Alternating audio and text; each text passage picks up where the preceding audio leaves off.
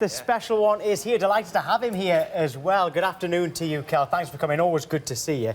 Now, we've seen you there. You were back in the ring on Saturday. Impressive win as well, because that was a tough opponent. How good was it to be back in there, back in action? It was always good to get a win after the defeat, obviously. But being from Sheffield, I'm forged from steel. So I've come back stronger. I rised again, and it was obviously great to get that win.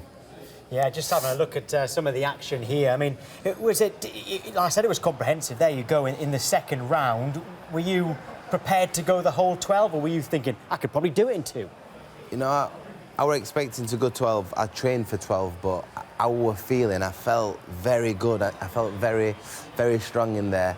The power were there, the accuracy, everything were there. And after round 1, I just believed that when I get the timing right, the shots will come. Yeah, well, you stepped up a weight, and ahead of the fight, when it was first announced, actually, a lot of people, including Johnny Nelson in the studio, were saying that's the right thing for you to do. This is the right weight for you. Is that how it felt? Do you want to stay there? Yeah, I felt good. You know, before when I'm making welterweight, I'm thinking, I'm praying, can I make it? Can I make it? But for this, I was already on weight.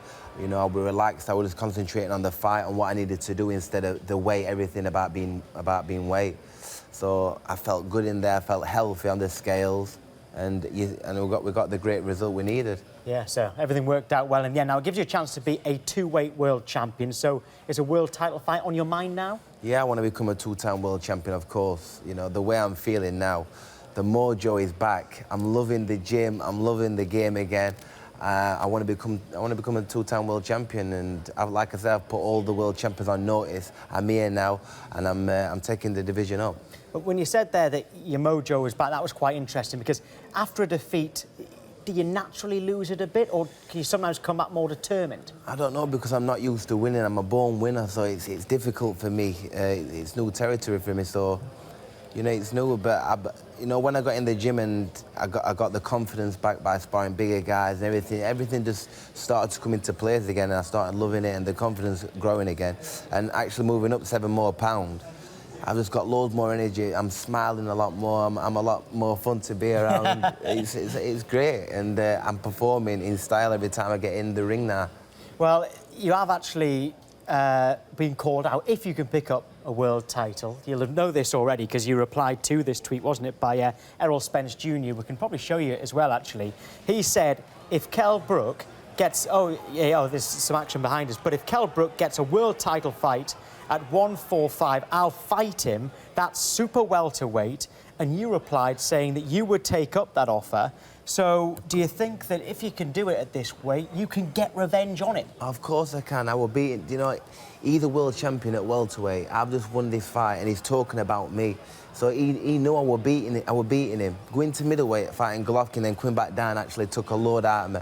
The eye injury, you know, I couldn't see. I was beating him, so for him to say that, he knows that I had his number. He can leave his world title there, you know, without losing it, come up to 154 or just under at catchweight, and I will beat him. I'll beat Errol Spence. I will beat him, and at this new weight now, I will destroy him. I'll beat him. It's quite interesting though, because it seems to me like from what you've just said, he actually must respect you to still go after you, having beaten you. Because usually when you beat somebody, you do leave them behind. Yeah. But he's obviously saying, I still want to fight Kell Brook at a different weight, new challenge. And what's it telling you? You know, he beat me. He should be looking forward, but he's looking behind because he's not happy. He's not happy with it. We already got the world title. I was beating him. I couldn't see. You know, at the end, you know, the energy wasn't there. But the mojo's back. The new way is a big difference. It's a big difference. And I will beat him if he wants to take me up and fight me next. You know, in the summertime, I'll fight him at Bramall Lane. Let's do it again. You know, and it's going to be revenge. It's not going to be a repeat. I'm going to get revenge on Errol Spence. Well, I'm going to bring another name into it here, and you know fine well who's coming, don't you? Because it's rivalry weekend on Sky Sports, and one of the great boxing rivals is yourself, and just behind you can see Amir Khan there. Now, every boxing fan, they asked me as a Sky Sports news presenter, when are we going to see Khan and Brook in the ring together? Where are we with that? We are with the same promotional team, Eddie and Matchroom. We're both with Sky. He's fighting Greco in April. I'm going to be there ringside. Something could happen there. We're going to be getting involved. You know, but I've come through the acid test in my fight. He's got his fight. You know, I think if we could, we've got to make this fight happen now.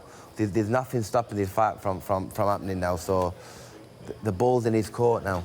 Well, the ball's in his court, but remember that he's fighting at welterweight. From what you're saying, you're happy at super welterweight. Would he have to move up? You wouldn't go down. But don't forget, you know, he's not boxed for 2 years.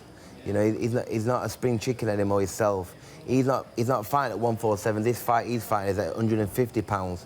So he's struggling to do the weight. Let's talk to him after he's made 150. He might think it took a lot out of me to make it 150. He might be 154 like me, or you know, we'll talk maybe a catch weight. We don't know until he gets in that ring, because he's not boxed for 2 years. We're gonna have to see how he feels at 150. Well, I can speak for every boxing fan that we just hope that it does happen and happen soon. And just on you personally, after that victory at the weekend, what's the plan now? How long's the rest period, and when are you back in that ring? Well, I'm back in the gym already, back in straight away. You know, I'm going away with my family Sunday, but I'm training in Miami out there. You know, I'm ready to fight again. You know, June, July time, I'm ready to get back in. I'm ready to, you know, to lock horns with someone else, you know, who's high up in the game. I'm ready to get back in again, and because I love the game again. Yeah, I can see that desire is there. Kell, great to see you, and best of luck next time. Let us know when you're next fighting. Thank you.